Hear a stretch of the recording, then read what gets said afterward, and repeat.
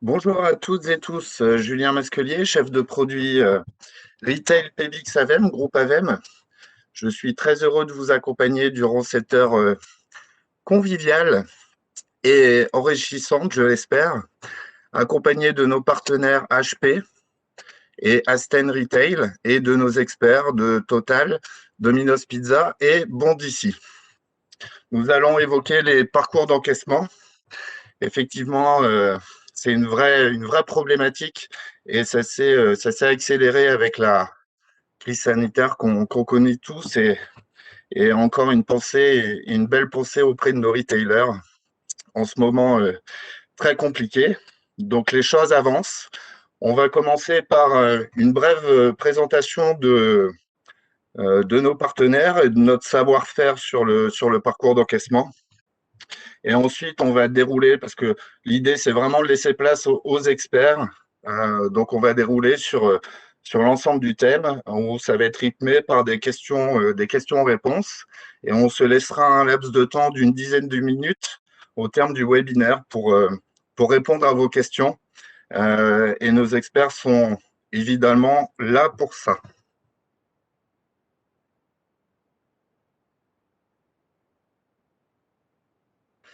Alors, pourquoi PBX Avem, HP et Asten Retail? Tout simplement parce que c'est un savoir-faire complémentaire.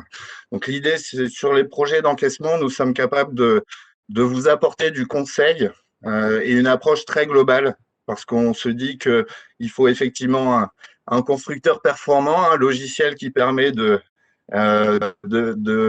faire toute la gestion magasin et les liens aujourd'hui qu'on parle beaucoup avec le e-commerce, et un prestataire de service qui puisse mettre tout ça en œuvre. Donc nous, PBX Avem, on fait partie du groupe Avem, filiale du Crédit Agricole. Donc autour de ces 1800 personnes, il y a 160 personnes qui sont vraiment dédiées sur le retail.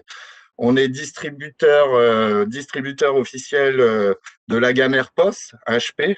Donc, on est distributeur officiel, le plus gros distributeur français et centre de réparation agréé. Et sur les projets d'encaissement, donc, on a la capacité, avec nos équipes de 550 techniciens, d'installer les matériels, de gérer l'assistance téléphonique, de faire la maintenance sur site et aussi de faire l'accompagnement au changement via de la formation e-learning, parce qu'on est centre de formation agréé. Là, je vais passer la main à Augustin Barraud d'HP. Oui, bonjour à tous. Merci à nos intervenants et puis merci à vous qui êtes présents cet après-midi pour les écouter. Je suis Augustin Marot, je suis spécialiste des solutions retail chez HP France. Très rapidement, HP s'est lancé dans le retail depuis un peu plus d'une vingtaine d'années maintenant, a développé un portfolio de systèmes d'encaissement traditionnels, modulaires, de produits autour de la mobilité qui sont développés directement dans nos HP Labs à Houston et à Atlanta. Euh, et puis à innover autour de partenariats stratégiques avec d'autres constructeurs du marché pour aussi développer et vous proposer un portfolio d'accessoires, un écosystème complet de produits. Mais ce qui fait la vraie valeur ajoutée de nos produits aujourd'hui, c'est notre écosystème de partenaires. Des partenaires comme PBX Avem qui connaissent nos produits, qui les déploient et qui les supportent au quotidien. Et des partenaires comme Asten pour passer la balle à Hugues, qui savent amener cette couche logicielle sur nos produits, qui en crée une vraie valeur ajoutée pour nos clients. Merci Augustin.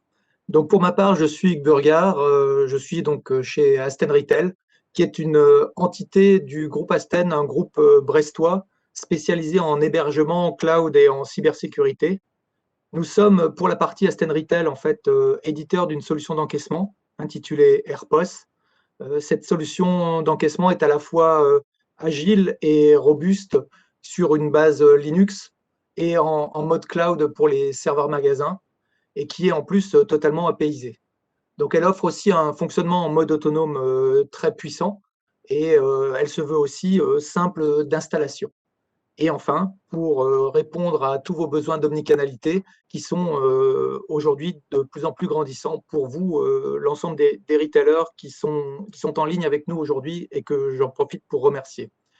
Notre solution est complète donc avec ces modules d'encaissement front office, son module d'animation commerciale et de promotion, et également un logiciel de gestion de la fidélité, et accompagné aussi d'un module back-office multi-magasin.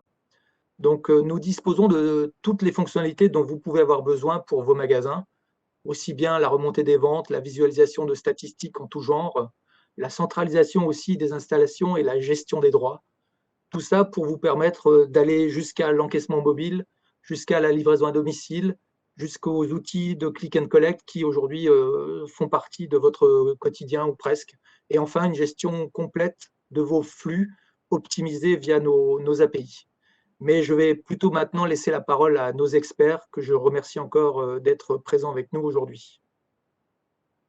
Et effectivement, donc je prends le relais. Merci Hugues et Augustin pour votre passage et vos précisions.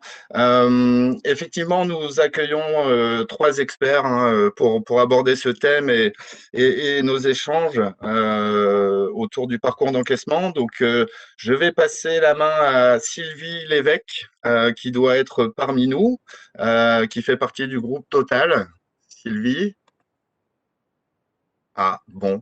C'est l'effet Bonaldi, on va dire. Sylvie va nous rejoindre dans un moment dans un petit moment. Donc, je passe la main à Sid Ahmed Yacoubi de l'enseigne Bondici. Sid Ahmed. Bonjour à tous, donc je suis Sid Ahmed Yacoubi, responsable informatique pour l'enseigne Bondici, une toute nouvelle enseigne qui vient d'ouvrir ses portes il y a 2 semaines sur la zone de Rezé à tout sud, juste en dessous de Nantes, dont le concept est d'offrir des produits locaux et artisanaux sur une proximité de 200 km, on va dire à peu près, avec une transparence sur nos, comment dire, sur notre répartition de vente des prix de vente en magasin directement. Et pour ma part, je suis en charge de la mise en place des outils internes de l'ERP au référentiel et l'encaissement avec notre partenaire Asten Retail. Et voilà, donc je suis en charge de tout ça. Merci Sid Ahmed. On va passer à Stéphane Monnier de Domino's Pizza. Bonjour Stéphane. Bonjour Julien, bonjour à tous. Donc Stéphane Monnier, je travaille pour Domino's Pizza, plus précisément pour le groupe Domino's Pizza Entreprise, qui exploite la marque Domino's Pizza dans 9 pays dans le monde, donc 6 pays en Europe, et puis on a également l'Australie, la Nouvelle-Zélande et le Japon un petit peu plus loin de nous. Donc je suis en charge des systèmes pour le groupe Domino's Pizza.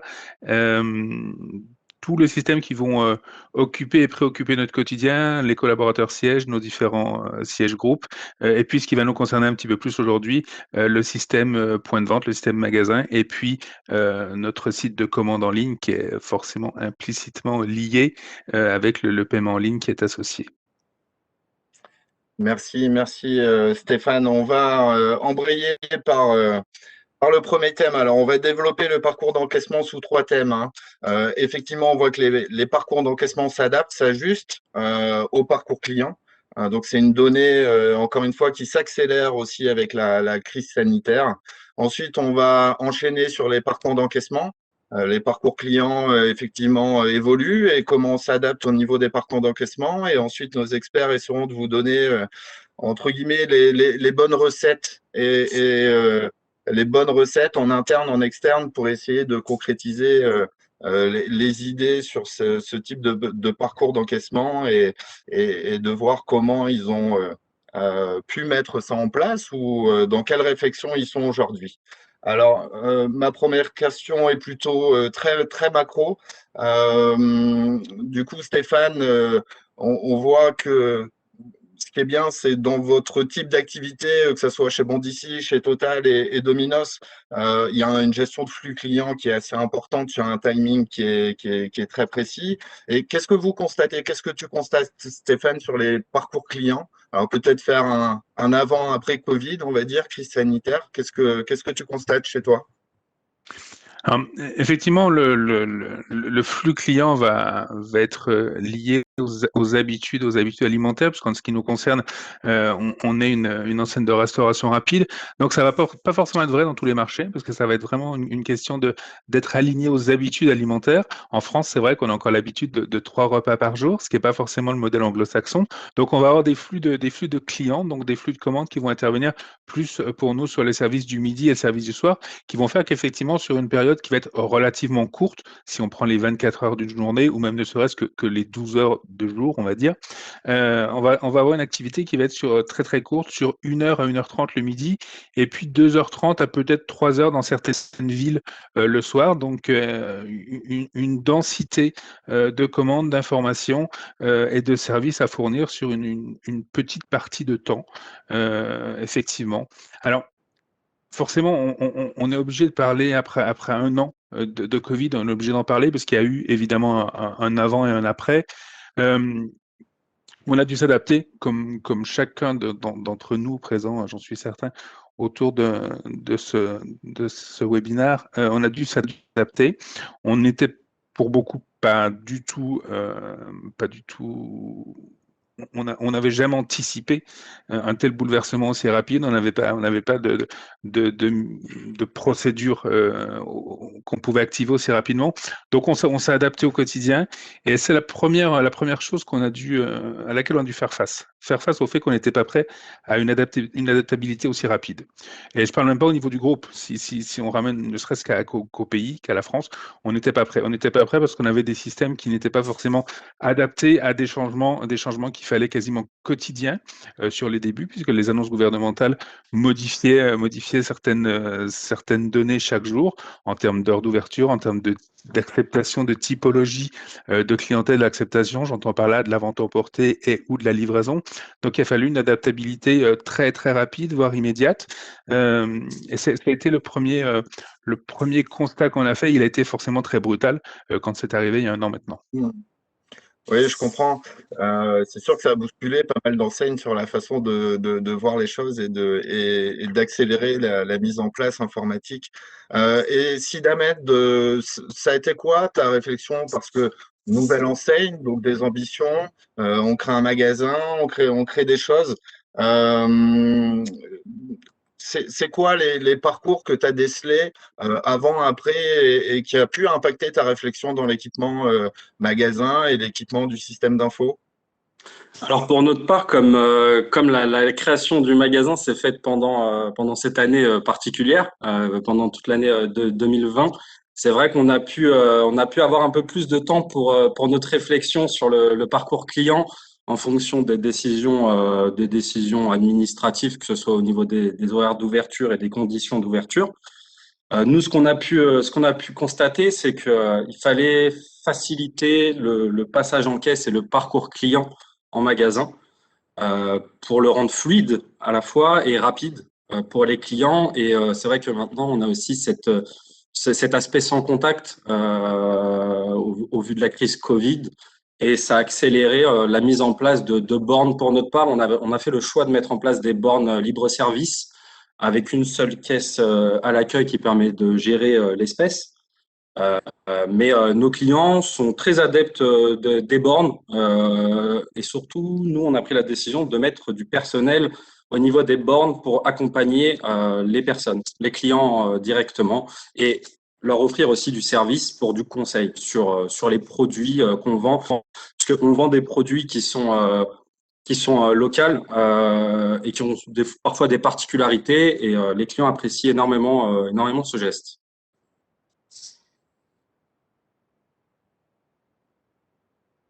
Allô? Ça a coupé, je crois. J'ai perdu le... Ah, Julien, on avait tu perdu m'entends? un petit peu Sidamed. Oui, Ouais, oui, je ouais, t'entends, il n'y a pas de souci. Il y avait ouais, j'ai eu une coupure. des petites coupures. On va dire que c'est l'effet Bonaldi, comme on dit. Je sais pas si vous avez Du entendu coup, la fin de mon discours, mais Si Damien, on t'entendait très bien. ça marche.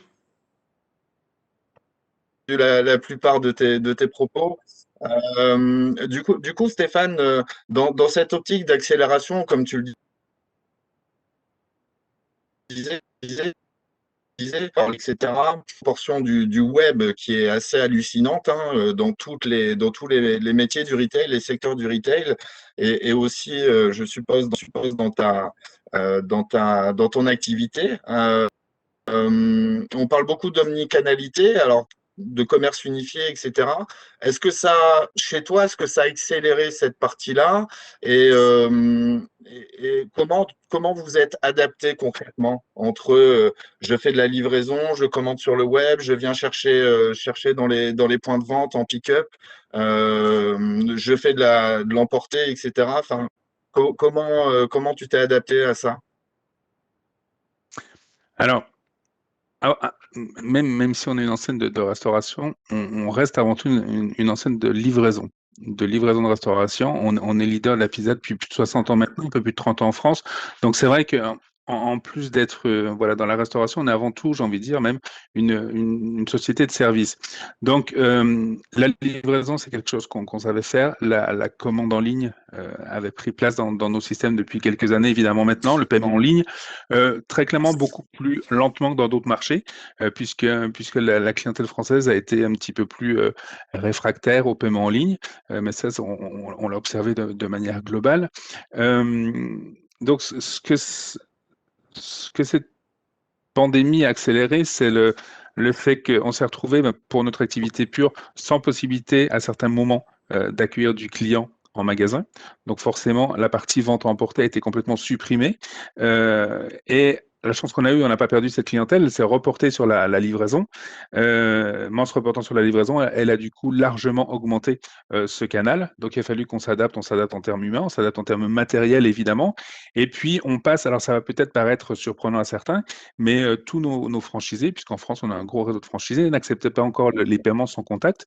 Donc effectivement, il a fallu très rapidement s'équiper en paiement sans contact, puisque en plus de proposer le paiement en ligne au travers du site internet, on laisse toujours la possibilité à la clientèle de payer à la réception de sa commande. Donc elle peut payer évidemment par tous les moyens en vigueur, mais elle peut payer aussi au travers d'une carte bancaire à ce moment-là, puisque les livreurs sont encore équipés d'un terminal de paiement quand ils arrivent à la porte du client. Et effectivement, ces terminaux, pour certains d'entre eux, n'étaient pas équipés de technologies sans contact. Donc, ça a été effectivement la première chose, puisque ce qui a fallu mettre en place de manière obligatoire, c'était dans les normes gouvernementales en mars dernier, c'était effectivement de pouvoir livrer la clientèle en mode sans contact. Effectivement, le paiement en a fait partie.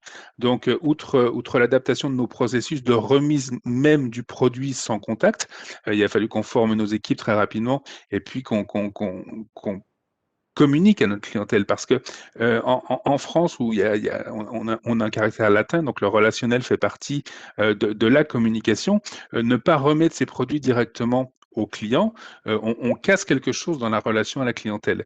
Et donc le fait de les déposer à un endroit, les déposer parfois à un endroit sans voir le client ou alors en le voyant de loin, on cassait quelque chose dans la relation du client au commerçant, parce que même si on est une enseigne nationale, on est encore vu comme un commerçant de proximité. Et c'est vrai que ça a engendré complètement un changement de comportement. Donc, par les moyens et les technologies qu'il a fallu ajuster, effectivement, mettre du sans contact sur tous les TPE, et puis augmenter la possibilité sur nos serveurs de commande en ligne de cet afflux, de cette masse de commandes supplémentaires, puisque la quasi-totalité de ce qui aurait dû être de la vente emportée est devenu un profil de livraison. Et en magasin, ça peut paraître accessoire aussi, puisqu'on sort de l'équipement qui nous concerne aujourd'hui, mais adapter tous les moyens de livraison mis à disposition des collaborateurs.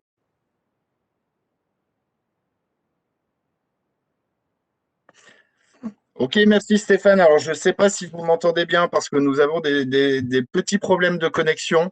Voilà, c'est un peu dommage. Merci Stéphane pour ton témoignage. Et concernant, alors, on va peut-être développer la partie 2 qui est sur concrètement les parcours d'encaissement. Alors, quels sont, on parle encore une fois, d'e-commerce, c'est ce que tu as développé, Stéphane, cette partie-là, d'e-commerce et de proximité. Donc, on voit que les retailers réfléchissent beaucoup sur ce lien et peut-être de réenchanter l'expérience magasin, qui est aujourd'hui primordiale. Tout le monde se dirige vers le e-commerce et demain, quand les magasins vont commencer à réouvrir, malgré cet arrêt qui arrive et vont réouvrir, il va falloir réenchanter un peu le magasin, l'expérience. On sent que les clients Les clients finaux ont découvert une multitude de services qui peuvent leur paraître très pratiques sur le e-commerce, avec cette simplicité dans la capacité de livraison, le choix des lieux, etc. Donc, quelles sont vos prévisions? Par exemple, Sidamed, comment réenchanter le magasin? Qu'est-ce qu'on met en place? Et qu'est-ce que vous avez mis en place chez Bourdici pour faire revenir tout le monde en magasin et qu'ils passent une expérience très sympathique et en fonction de leurs attentes? Alors, nous, c'est vrai qu'on n'est pas très concerné par le e-commerce, mais on a préparé le terrain en tout cas avec la solution d'Asten. Et du coup, en magasin, ce qu'on a mis en place pour rendre vraiment l'expérience unique et agréable pour le client, c'est une ambiance déjà. Dans Bondici, vous verrez des illustrations, un thème. Il y a vraiment un thème qui est rattaché à l'enseigne, qui est présente en magasin du début à la fin. Nos responsables de rayon, par exemple, sont présents directement en magasin. Chacun a son poste de travail à côté de son rayon pour être au plus près du client et au plus près de ses produits pour pouvoir les conseiller. Et arrivé en caisse, on a challengé Asten avec une interface totalement propriétaire qu'on a fait designer, qu'on a travaillé avec des experts de notre côté pour offrir, pareil, une expérience en caisse libre-service unique qu'on pourrait retrouver sur le site e-commerce souvent, où on a une interface qui est agréable à utiliser. Et parfois, sur les bornes libre-service dans d'autres magasins, on peut se sentir un peu perdu ou pas forcément agréable. Donc, on a vraiment poussé Asten à offrir une interface unique et rapide surtout, et fluide et compréhensible pour les clients. Et les retours qu'on a eus, en tout cas, sont très positifs pour le moment. Même les enfants peuvent l'utiliser, pour vous dire.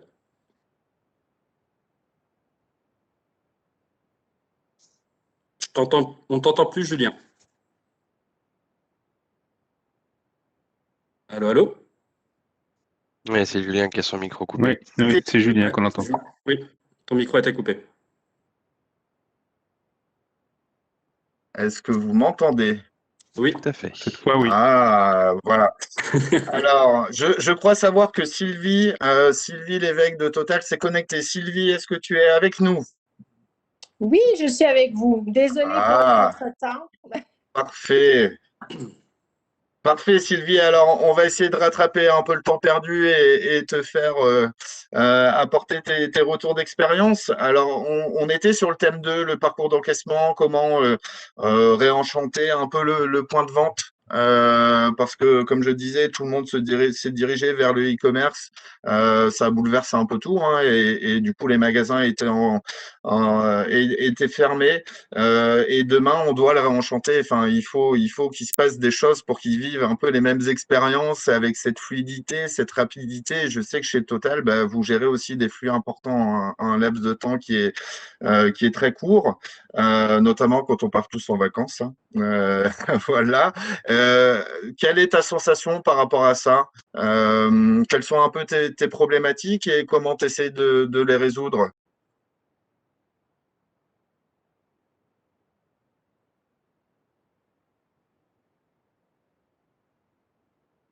Sylvie? Oui, Il bah, je faut. n'ai pas compris la fin de ta phrase, mais Ah, excuse-moi. Oui, je disais quelles sont les problématiques et comment tu essaies de les résoudre au niveau du point de vente en lui-même, parce que je sais que chez Total, vous avez des points de vente magasins, en plus oui. de la station carburant traditionnelle. Comment vous abordez ça,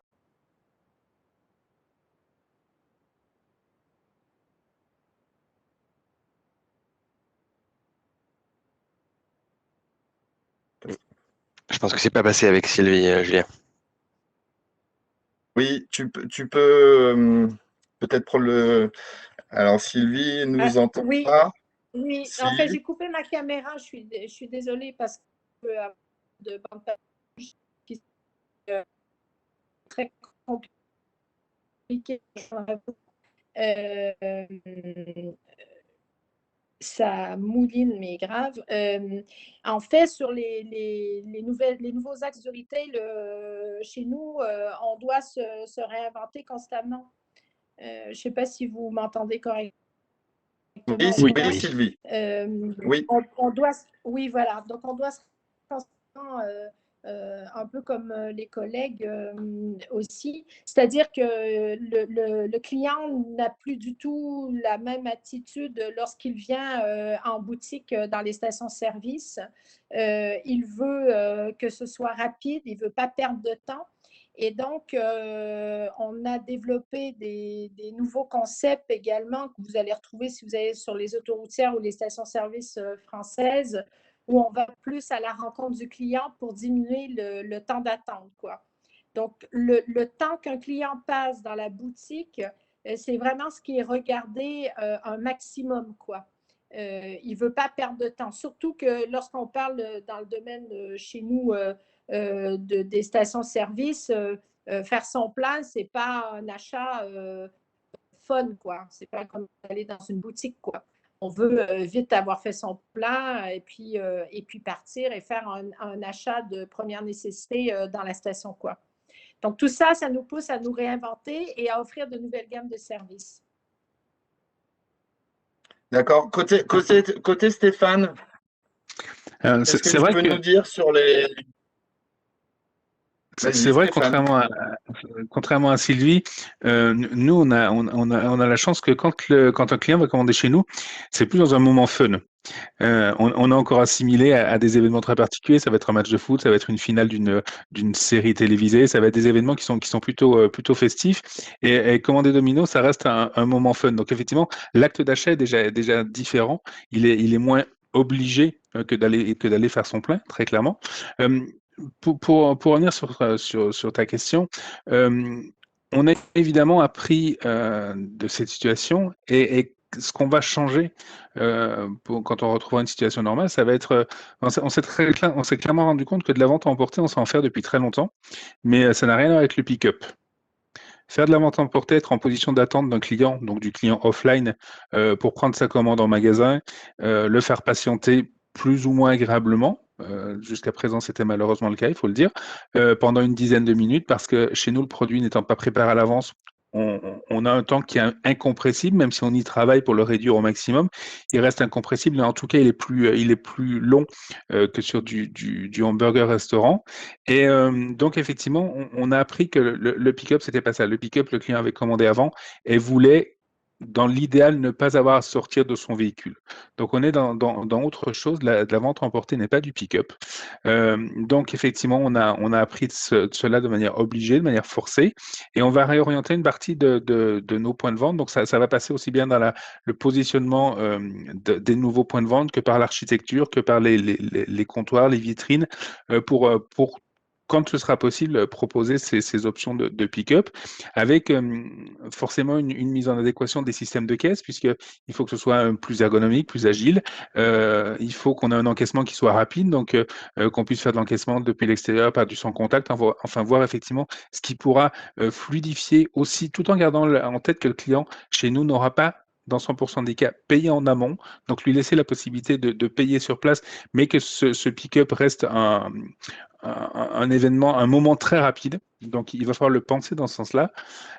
Et puis, on a, pour les raisons que je vous ai évoquées jusqu'à présent, pas installé en France ou que dans très rares cas, des bornes en magasin parce que effectivement, on a un temps d'attente qui est lié à la fabrication du produit qui est plus long que du hamburger où on est sur une moyenne de 3 minutes. Nous, c'est entre 8 et 10 minutes. Et forcément, ce temps d'attente, on n'a pas des zones qui sont prévues puisqu'on ne fait pas de restauration sur place, ou en tout cas en France, très peu. Donc, c'est vrai que faire patienter le client, je ne vais pas dire que c'est un métier, mais c'est quelque chose en plus qu'il faut appréhender, qu'il faut bien appréhender. Parce qu'il ne faut pas que ce moment qui soit un moment qui est fun, le fait de venir acheter une pizza, devienne un moment contraignant par l'attente.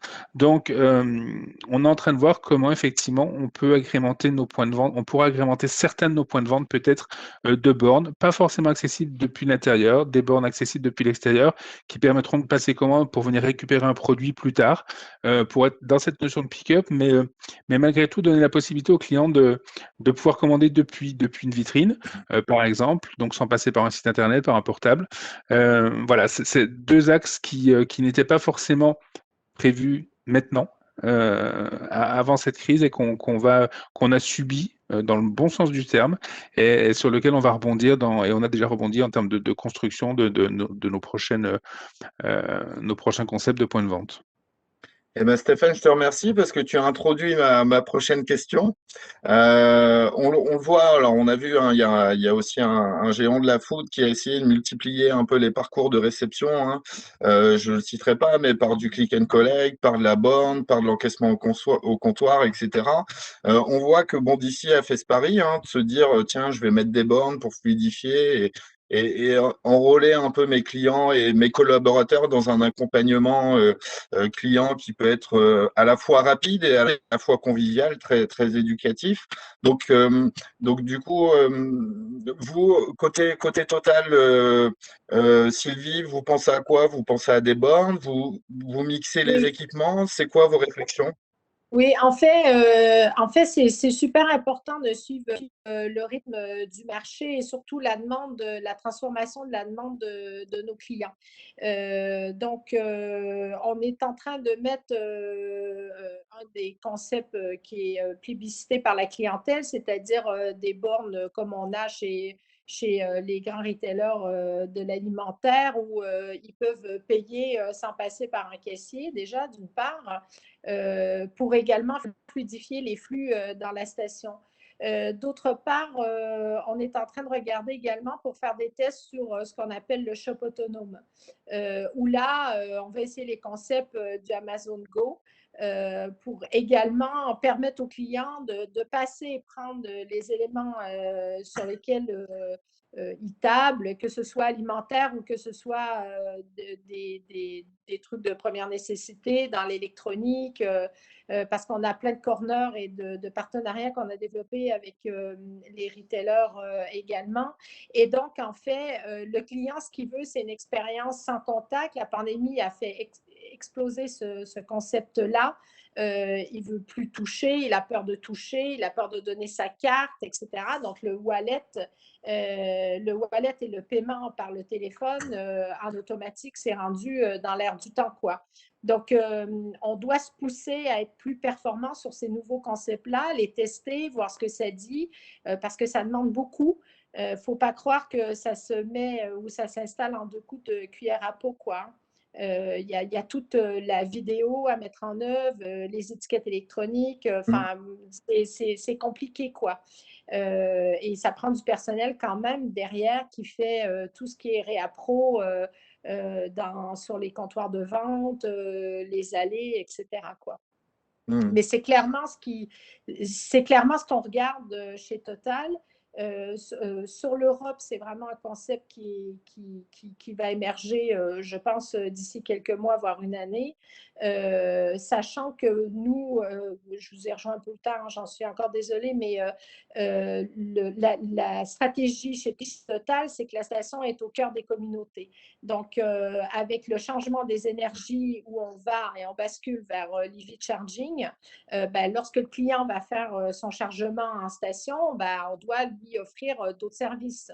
Il ne va pas tourner en rond en attendant que sa voiture électrique soit chargée. Donc, tout ça, on réinvente la station et son environnement, quoi. Et on l'enrichit par de nouveaux services. C'est ce que j'entends. J'ai entendu de la part de Stéphane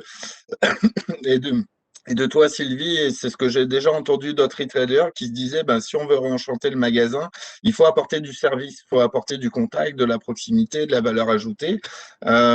Sid Ahmed, alors tu nous as expliqué ton choix de borne et l'accompagnement. Et est-ce que tu envisages d'autres solutions qui peuvent être adossées à cet espace d'encaissement qui est un peu unique, qui est la borne, ou pas, ou ça va rester sur tes futurs magasins sur ce même concept? Non, en complément des bornes, on a fait le choix aussi de déployer de l'encaissement mobile, toujours avec la même solution d'Asten, et pour faire face au flux client, éviter un goulot d'étranglement tout simplement, parce qu'on n'a pas beaucoup de bornes. On va dire que sur tout le long de la journée, ça se passe très bien, mais au pic en fin de journée ou en début d'après-midi, c'est vrai que ça peut se bousculer un petit peu. Donc, avec de l'encaissement mobile et du queue boosting, ça nous permet vraiment de faire défiler les clients et en plus de ça, toujours d'apporter aussi cet accompagnement pour les clients. Et c'est vrai que dans cette période, les clients l'apprécient vraiment, d'être au contact sans l'être forcément, on va dire. Et on a fait aussi le choix de partir sur une dématérialisation des tickets de caisse assez poussée. On offre la possibilité de l'envoyer par SMS, mais également par mail, de l'imprimer ou ne pas l'imprimer. Donc, on laisse pas mal le choix aux clients. Et en tout cas, ce que je peux vous dire avec le retour sur 2 semaines, c'est que beaucoup de gens utilisent le ticket de caisse par SMS. Ça fonctionne assez bien. D'accord, donc un vrai changement culturel quand même, parce qu'on passe Exactement. on va dire, nos anciennes générations avec le ticket de caisse pour checker les comptes, et en fait, là, on passe la barre supérieure. Du coup, Stéphane, tu nous parlais de bornes, d'affichage dynamique, etc. Et qu'est-ce que tu vas mettre un peu dans les mains aussi de tes livreurs? Est-ce que l'encaissement mobile, parce qu'on en entend beaucoup parler, et je pense que c'est une de tes prérogatives aussi, parce que tes livreurs font de l'encaissement. Est-ce que tu vas apporter une valeur ajoutée à cette phase qui peut être un pain point, hein, comme on peut dire? Alors, avant de te répondre, je vais juste rebondir sur le même propos que Sylvie et Sidamel viennent de tenir. Effectivement, les clients sont demandeurs de plus de contacts en sans contact. Et ça, c'est flagrant. Ils sont demandeurs d'être plus cocoonés, d'être plus aiguillés, d'être plus pris par la main quand ils arrivent chez nous, et quelle que soit l'enseigne et l'activité. Alors qu'effectivement, on veut par nécessité en ce moment du sans contact, et je pense que ça va perdurer encore longtemps. Et ça va être pour certains une nouvelle habitude du quotidien, et ça restera. Après, effectivement, donc pour te répondre plus précisément sur ce point, oui, je l'ai évoqué aujourd'hui, et c'est un souhait. On ne met pas un paiement en ligne de manière obligatoire sur notre site de commande, parce qu'on a une clientèle qui est relativement jeune, et qui, autour du 15 du mois, n'a plus l'argent sur la carte bancaire, n'a plus l'argent sur le compte bancaire. Donc effectivement, par contre, va avoir d'autres moyens de paiement, peut avoir du ticket restaurant, va avoir un peu de cash. Donc effectivement, on se garde ces moyens de paiement-là parce qu'ils sont importants sur notre segment de clients. Et puis effectivement, on est dans cette même clientèle, utilise de manière spontanée toutes ces nouvelles technologies. Le smartphone, la watch, ce sont devenus des paiements du quotidien. Et effectivement, on va développer donc de nouveaux systèmes de paiement au travers des smartphones, au travers de nouveaux TPE peut-être, donc pour équiper les points de vente. Alors, la particularité d'un réseau de franchisés, c'est que par définition, tous nos franchisés sont indépendants. Donc, ils sont indépendants dans leur gestion complète, donc aussi dans leur établissement bancaire, ce qui complexifie un petit peu les choses, parce qu'effectivement, sur des marchés, et on en a quelques-uns en Europe, je pense notamment aux Pays-Bas, où effectivement, on a mis un prestataire de terminal de paiement qui est le même pour tout le monde. Ça simplifie beaucoup toutes ces démarches-là. Tandis que là, avoir des franchisés avec chacun son propre terminal de paiement, son propre système, ses propres accords avec sa banque, ça va nécessiter d'être en adéquation avec les différents équipements d'une part, et puis et c'est quelque chose, je sais que certains d'entre nous vivent au quotidien, et puis on va pas pouvoir aller aussi vite qu'on voudrait. Parce qu'on va avoir des franchisés qui vont être un peu réfractaires, parce qu'une fois de plus, on est en France, et peut-être un peu plus réfractaire au changement que dans d'autres marchés. Et malheureusement, voilà, ça ira pas aussi vite que ce qui s'est passé depuis 1 an et qui a été imposé par le contexte. Mais voilà, nous, en tant que marque, c'est ce qu'on va faire, c'est ce qu'on va proposer. Et puis, on va aussi proposer d'autres prestataires de paiement. D'autres prestataires de paiement. Donc là, on sort un petit peu de l'équipement.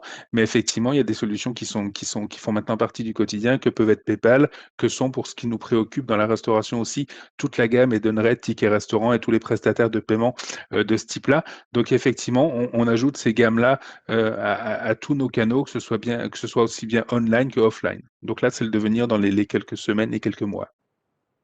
Donc du coup, si je résume un peu cette partie-là, on se rend compte qu'il y a plein de parcours différents, ça s'est accéléré, et en fait, vous essayez de mettre des solutions en fonction de la multiplicité des usages, en gros. C'est ce que j'entends.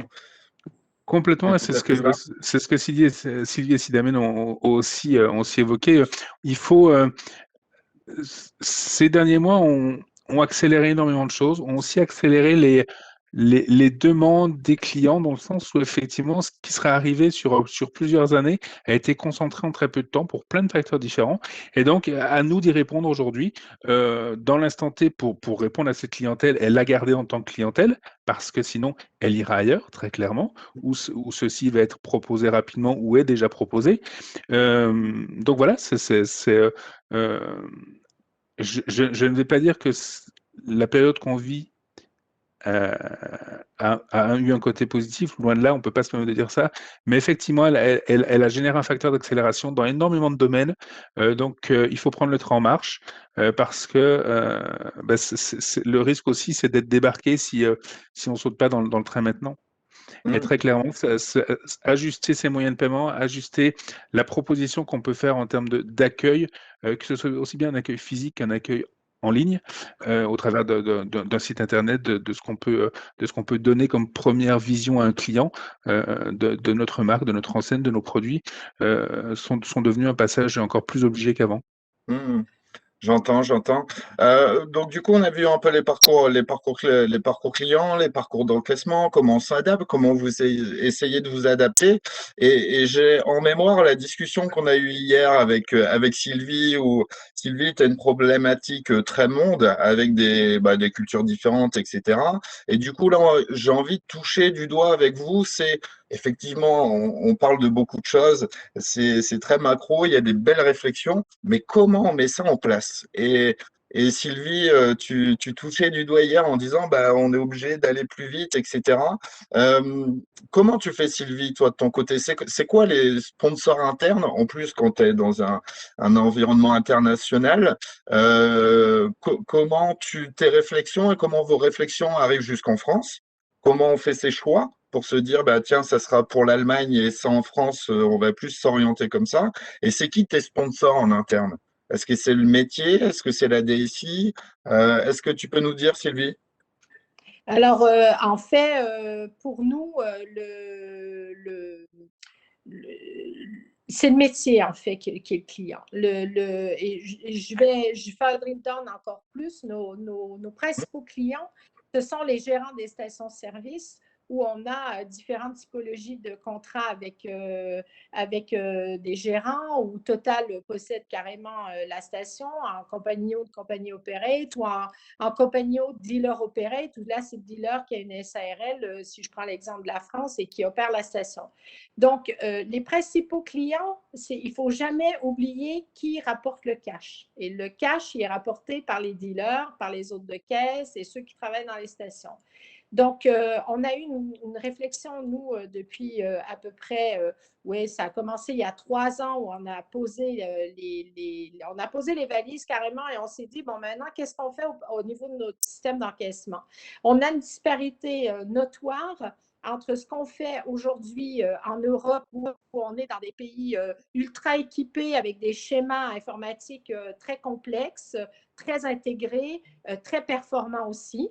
Et on a le hors Europe, comme souvent dans n'importe quelle compagnie internationale, on a toujours l'Europe ou l'Amérique et le hors Amérique, où là, en fait, on s'est rendu compte qu'on avait besoin de mettre un coup d'accélérateur sur nos pays hors Europe, donc sur nos continents, le continent d'Afrique, Moyen-Orient, les Amériques latines et l'Asie-Pacifique, Moyen-Orient. Donc, pour ça, ben, c'est du lobbying, comme toute compagnie digne de ce nom comme la nôtre. C'est du lobbying et du blabla et du blabla. Donc, ça, je suis pro dans le blabla. Donc, j'y suis allée pendant 2 ans où j'ai convaincu tout le monde qu'il fallait qu'on ait un outil unique d'encaissement à travers le monde dans le cloud. Donc, on a établi également le niveau d'équipement dans nos différents pays à l'extérieur de l'Europe.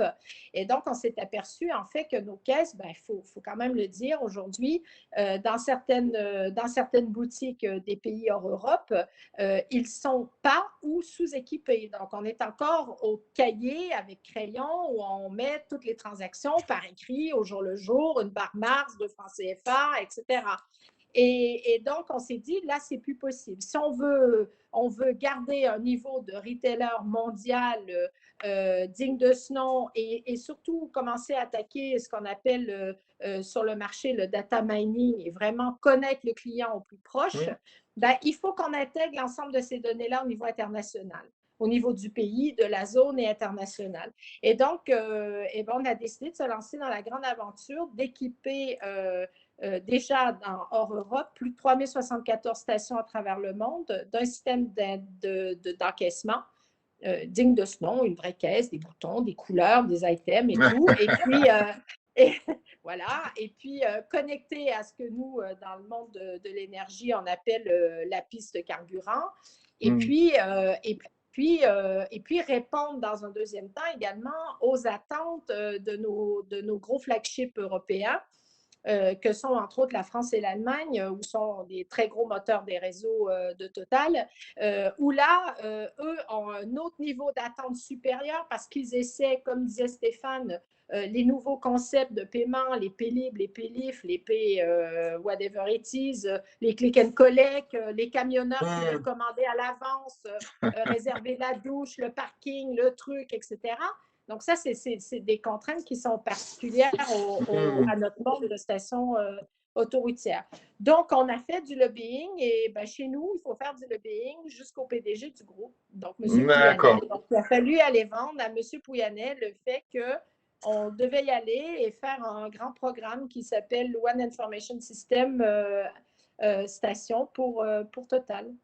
Donc, d'après ce que tu me dis et ce que j'entends de Stéphane aussi, c'est bon, le métier travaille et gamberge un peu sur les usages, les parcours, essaie de, comme on disait, de mettre il y a un parcours, on met un usage et on essaie de démultiplier comme ça pour trouver les bonnes solutions. Ensuite, ben, on essaie de voir comment ça se met en œuvre via la DSI et l'informatique, l'équipement, etc. Et du coup, tout ce package se dit, on prend notre petite valise et on essaie de séduire les franchisés et un peu tout le monde. Si jamais… je me permets juste une petite remarque, Julien. Je pense que quand on veut faire des grands programmes de cette ampleur-là à travers le monde ou même à travers l'Europe, parce que je vois, bon, Sidamed, lui, il est vraiment dans un monde merveilleux où il commence, il attaque le marché, il construit quelque chose. Stéphane et moi, on est plus dans une situation où on consolide nos bases et on veut étendre notre marché parce qu'on est des major players. Il faut maintenant que nous, les major players, on transforme notre mindset en disant que toutes les fantaisies demandées par le métier, ça suffit. Donc, il faut arriver à avoir un modèle d'encaissement ou un modèle, une architecture qu'on pousse sur nos sites, que ce soit les sites, les boutiques, que ce soit les restaurants, etc., qui est le plus possible standardisé. Et il faut vraiment caler les BKs là-dessus, en fait. Parce que souvent, vous vivez tous, et même je suis à peu près certaine que toute l'auditoire qui est en train de nous écouter le vit, on développe beaucoup de choses qui ne servent à rien au bout de 2-3 mois.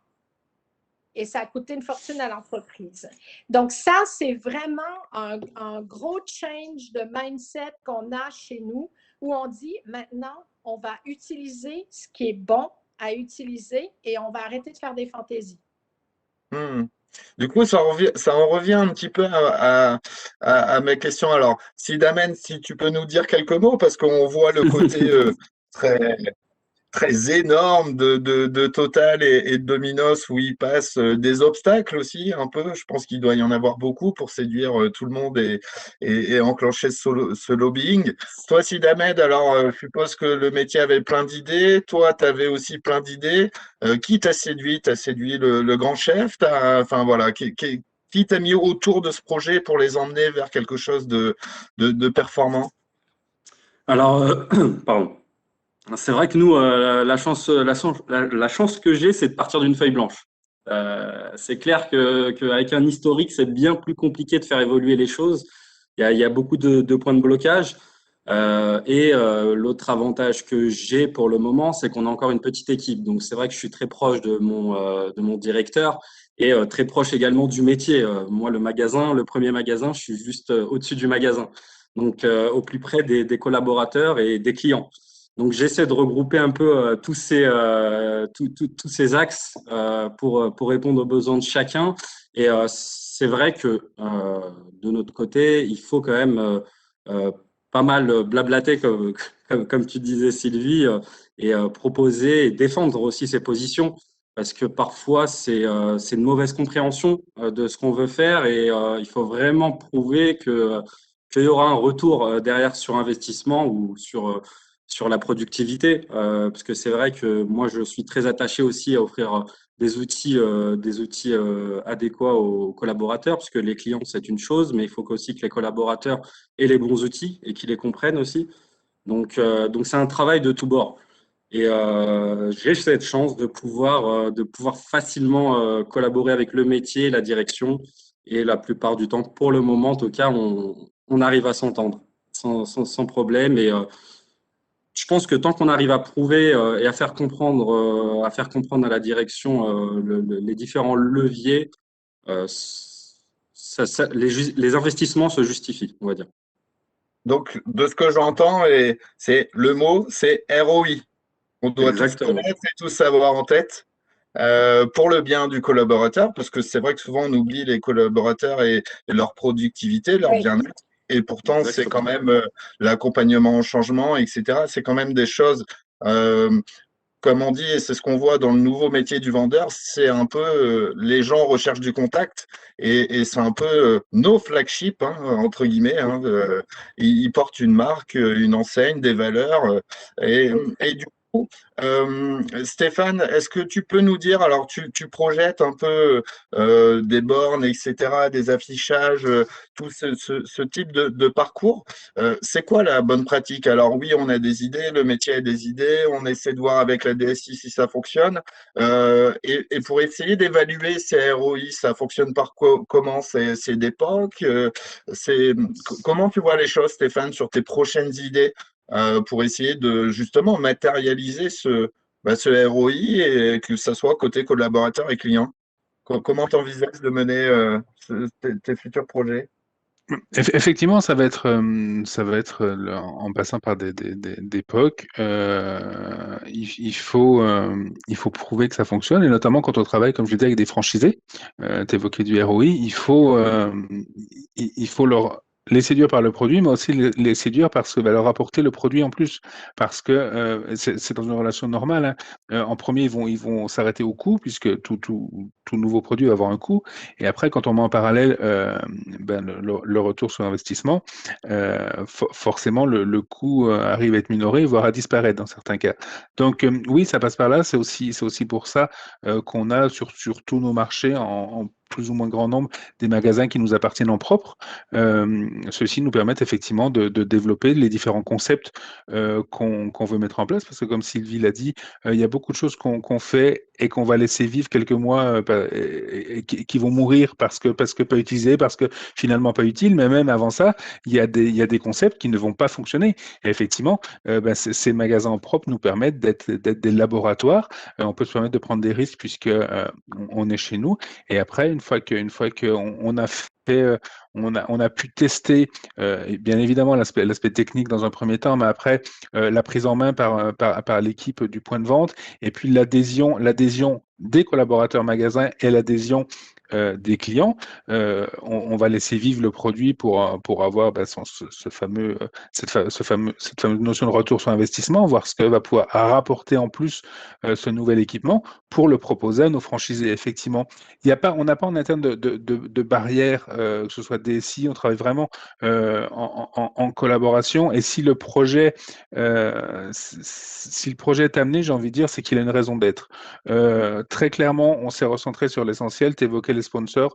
Et là, je rejoins Sylvie et Sidamed. Ce sont vraiment les clients qui sont devenus les sponsors. Donc, les clients aussi bien nos franchisés, les fameux dealers pour Sylvie, que le client final, le client qui va acheter le produit en lui-même. C'est eux qui nous guident dans ce qu'ils veulent maintenant, dans les nouveaux produits qu'ils veulent trouver pour venir chez nous, pour commander nos produits. Et on va passer par ces systèmes, ces modes de test, en prenant évidemment en compte, ça c'est primordial, la formation des équipes point de vente. Parce que quel que soit l'outil, aussi bien développé qu'il puisse être, si on n'a pas l'adhésion de l'équipe, si on n'a pas l'adhésion de la personne qui va être face au client final, ça ne fonctionnera pas, ça ne pourra pas fonctionner. C'est une évidence. Et je ne vais pas boucler la boucle par là, mais c'est aussi c'était notre rencontre avec PBX, hein. C'est notre partenariat historique, nous, avec PBX. C'est qu'on a mis en place le système qui existait partout dans le monde, le système d'encaissement de Domino's Pizza. Et ça a été la mise en place, ça a été le roll-out de ce nouveau produit. Ça a été notre rencontre avec PBX, où on a plus que pensé ce changement d'équipement et de logiciel, on a pensé ensemble la formation. On a eu un gros programme de formation pour faire très très vite tout le marché français en premier. En fait, ensuite on a fait l'Allemagne, mais le marché français était le premier.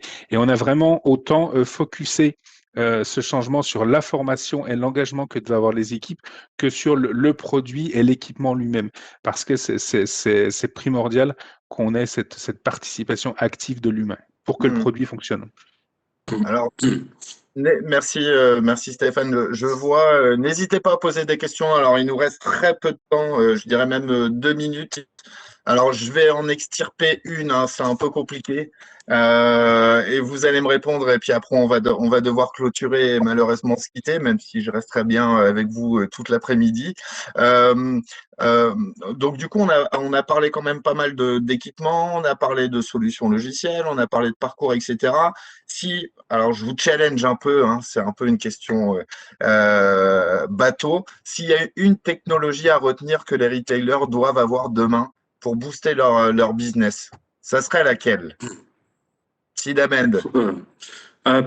Pour ma part, Rapidement. parler de technologie, c'est un peu compliqué, mais moi j'aurais parlé plutôt d'architecture, parce que la crise a montré qu'il fallait pouvoir se renouveler très rapidement et d'offrir des solutions très rapidement. Et il faut pour ça avoir une base solide et une architecture assez modulable et apaisée, avec du temps réel, qu'on puisse plugger rapidement. On veut rajouter un nouveau service, qu'on puisse se plugger très rapidement. Pour moi, je pense que ça, c'est vraiment devenu un point primordial parce que on peut imaginer plein de solutions et plein de nouveaux services, mais si on n'est pas capable de les déployer à temps, parce qu'il y a aussi ça à prendre en compte, c'est parfois on commence à réfléchir au projet, on commence à lancer les développements, arrivé à la fin, ça a pris tellement de temps que c'est plus viable. Donc, il faut pouvoir mettre en place cette base solide. D'accord, ça rejoint un peu ce que tu nous disais, Sylvie, hier, en C'est disant, ça. bah, avant, j'avais peut-être 2 ans, 3 ans pour mener mon projet, et aujourd'hui, on me dit, bah, fais-le en 6 mois. Alors, très brièvement, hein, Sylvie, c'est quoi la techno de demain?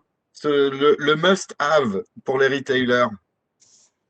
Modulaire, ouverture de nouveaux services en 2 coups de cuillère à peau, et puis sans interruption de l'activité en station. Donc, le maintien en conditions opérationnelles. Ah oui, c'est fondamental.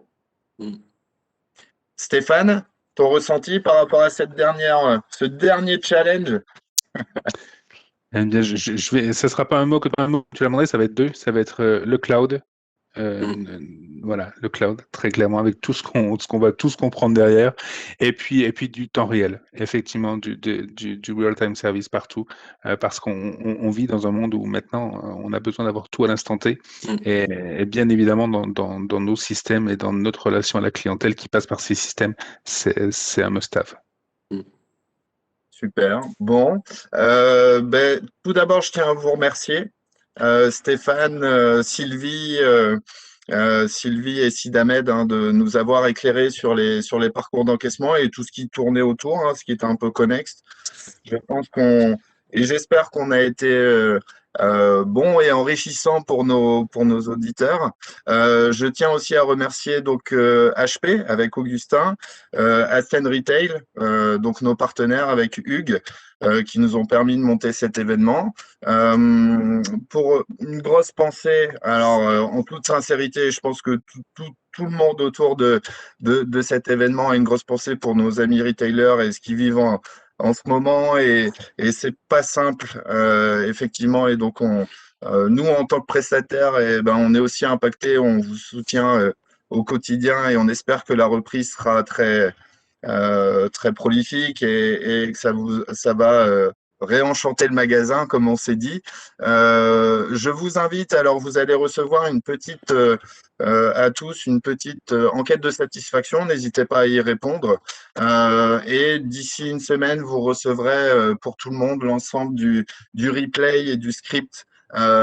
Pour si vous avez raté, alors on a eu des petits flops de connexion, donc si vous avez raté des petits moments qui vous étaient très intéressants, bah voilà, vous pourrez consulter tout ça et aussi partager auprès de vos collaborateurs.